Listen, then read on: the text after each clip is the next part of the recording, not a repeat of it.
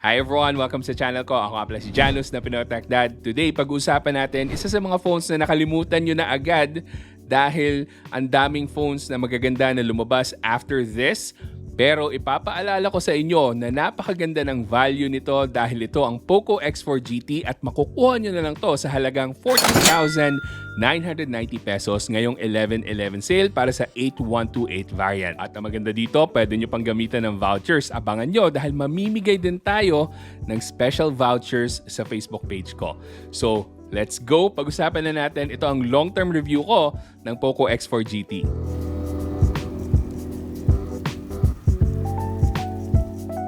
Bago natin ituloy yung video, para sa hindi pa nakakapanood ng full review ko ng Poco X4 GT, nandiyan po yung link, nandiyan rin po yung unboxing natin nitong phone na to. Pero para dito sa video na to, we're gonna skip and talk about my full experience using this for games as my daily driver, as well as the other things that I noticed habang gamit ko tong Poco X4 GT. So simulan na agad natin sa performance. Again, meron tong MediaTek Dimensity 8100 na chipset. One of the best chipsets this year, if not the best in terms of consistency and yung thermals niya. So kung naghanap kayo ng phone na mura na may Dimensity 8100, this is probably the cheapest that you can find in the market, lalo na sa 11/11 sale. Again, papaalala ko sa inyo, 14,990 pesos. Kung yung 15,990 pesos na initial na early bird rate nitong Poco X4 GT ay sobrang sulit na, how much more pag binawasan pa natin ng 1,000 pesos, and then meron pang kasamang mga vouchers if may mahanap kayo. Pero syempre, hindi lang natin ibabase sa presyo yan. Tingnan din natin yung actual performance. So, kumusta nga ba yung performance ng Dimensity 8100 dito sa Poco X4 GT? After 4 to 5 months of using this as a gaming phone, wala na pong nagbago sa Antutu benchmark niya. So, ganun po talaga. Nasa 750 to 760,000 Antutu benchmark points. Pero sa tingin ko guys, ang pinaka-importante talaga na malaman nyo is kumusta nga ba yung throttling performance niya. Meron nga ba throttling? After 5 months of using this, I can honestly tell you guys na napakaganda pa rin ang performance niya. Sobrang consistent pa rin ng Dimensity 8100 na nilagay nila dito sa Poco X4 GT. So kung plano mo maglaro ng pangmatagalan talaga, isa to sa best experience you can have at this price range. Pero syempre, aanhin mo yung consistency ng performance mo kung hindi naman well-optimized sa games mismo. So yan ang aalamin natin. Kumusta nga ba yung performance niya sa mga specific na games? So i-check out natin isa-isa yung mga games na tinest ko dito na pang matagalan talaga at malalaman nyo kung okay nga ba siya for those specific games. So simulan natin with the Mobile Legends. With the Mobile Legends, ultra ang makukuha nyo with the refresh rate as well as with the graphics. Sobrang sagad na sagad yung performance. Wala kayong mararamdaman na dip sa performance. Kahit na sobrang intense ng clashes nyo sa Mobile Legends, aabot pa rin sa 120 frames per second itong Poco X4 GT. So I would say sobrang well-optimized ito para sa Mobile Legends. So kung hardcore Mobile Legends gaming ang gagawin mo dito, this is one of your top options at 15,000 pesos. Susunod naman sa Call of Duty Mobile, syempre meron tong max frame rates pero of course limited lang sa multiplayer mode. Pero syempre kung gusto mo ng best combination na maganda yung graphics and maganda pa rin yung frame rates, pwede mo iset to very high yung graphics and naka-max yung frame rates. So very smooth and really fluid yung gameplay experience ko with Call of Duty Mobile kahit na multiplayer pa yan or Battle Royale yung laruin mo. And kahit pa sagad-sagarin mo, umaabot lang ng 45 degrees Celsius yung pinakamainit na temperature at over 1 hour of playing time. So sagad-sagad po talaga yung playing time nun, as in walang breaks. But of course, you have to take breaks para mag-cool down naman ng konti yung device mo. Moving on naman sa isa pa sa mga pinaka-paborito nyong game na laruin on a mobile device, it's PUBG Mobile, and kayang-kaya niya yung smooth extreme na gameplay. So habang tinitingnan ko yung graphical settings ng mga games na tinest ko on the Poco X4 GT, ang masasabi ko lang talaga is that most of the graphical settings are really well optimized para sa Poco X4 GT. So again, if you're looking for not just great performance but really good optimization from the games that you really play, isa to sa best options nyo yung Poco X4 GT. But going back sa performance ng PUBG Mobile, guys, wala rin ako napansin sa frame drops and napakaganda rin ang performance ng gyro niya. For our last two games, let's start with Ni no Kuni. So kahit na sobrang daming monsters on your display, kayang-kayang patakbuhin itong Poco X4 GT without any problems. Although take note guys na even though yung settings ko dito is naka-high lahat, yung resolution I think is nakaset lang sa 70%. But overall, napakaganda pa rin ng graphics ng Ni no Kuni and talagang eye candy siya para sa akin.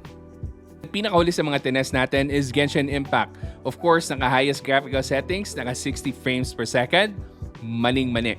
Kayang-kaya. Although, mapapansin nyo na meron pa rin tayong mga frame drops na nangyayari. Bumababa pa rin tayo ng 50 FPS. But the overall performance is very consistent kahit na marami rin tayong monsters na pinapatay on the screen. And then kahit na maraming effects na nangyayari on the screen, kayang-kaya niya pa rin graphically. But like I said, meron pa konti-konting frame drops na paminsan-minsan mapapansin nyo rin. But most of the time, yung mga minor na frame drops, hindi nyo na makikita yan unless mag-FPS counting talaga kayo the whole time. So sa kabuuan, talagang mag-i-enjoy kayo with your gaming experience on the Poco X4 GT. And idadagdag ko lang, yung display nito is an IPS LCD na almost AMOLED quality. Once makita nyo to in person, I am sure mai-impress kayo sa quality ng IPS LCD na to. Kung manonood kayo ng Netflix dito or kahit na yung mga high quality YouTube videos, grabe, nagpa-pop talaga yung kulay niya. Meron din pala tong Dolby Vision which is something you don't see at this price range. Usually, nasa flagship level po yung mga Dolby Vision na HDR decoding. Kung mahilig kayo manood ng Netflix, pwede tong phone na to. Widevine level 1, full HD resolution. And syempre, kung napanood nyo yung burn-in video ko, alam nyo naman na one of the benefits ng IPS LCD is that hindi siya susceptible to burn in. Although meron pa rin tayong LCD retention na possible na mangyari but very rare. So it's not as common as the burn-in issue sa mga AMOLED and OLED displays. At para sa mga first time na magkakaroon ng high refresh rate na display, kung nanggaling kayo sa 60Hz refresh rate, guys, mapapansin nyo agad talaga yung buttery smooth na display dahil meron tong 144Hz refresh rate. Now, next na gusto ko i-address dahil isa to sa mga binabato palagi pag Poco yung phone is 1, meron ba tong deadboot issue? And 2, sobrang buggy nga ba ng MIUI on the Poco X4 GT? So, first off, wala pong deadboot issue itong Poco X4 GT. Kung isa yan sa mga bagay na pinag-aalala mo, kaya hindi ka pa kumukuha ng Poco X4 GT, well, I'm happy to tell you, wala pong ganong klaseng issue on this particular model. And pangalawa, yung issue sa pagiging buggy ng MIUI. Does it affect the Poco X4 GT?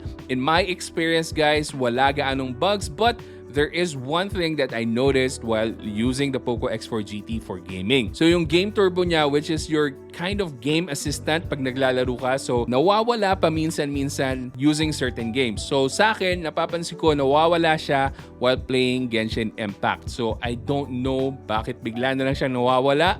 Basta nakikita ko nawawala na yung indicator na nandun yung game turbo. If you guys experience the same thing, let me know in the comment section.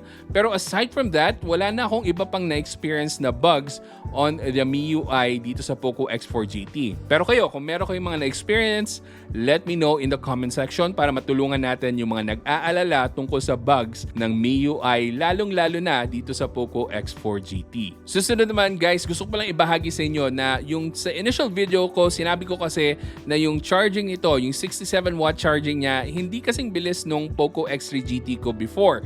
But now I've noticed after a few updates, bumilis na po yung charging ng Poco X4 GT and umaabot na lang ng 40 minutes or under 40 minutes yung charging time ko depending on how much battery is remaining.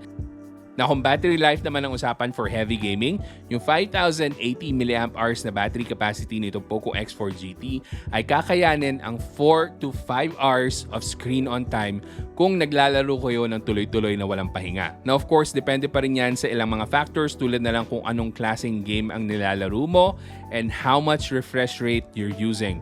At panghuli naman, ganun pa rin yung feelings ko on the cameras of the Poco X4 GT.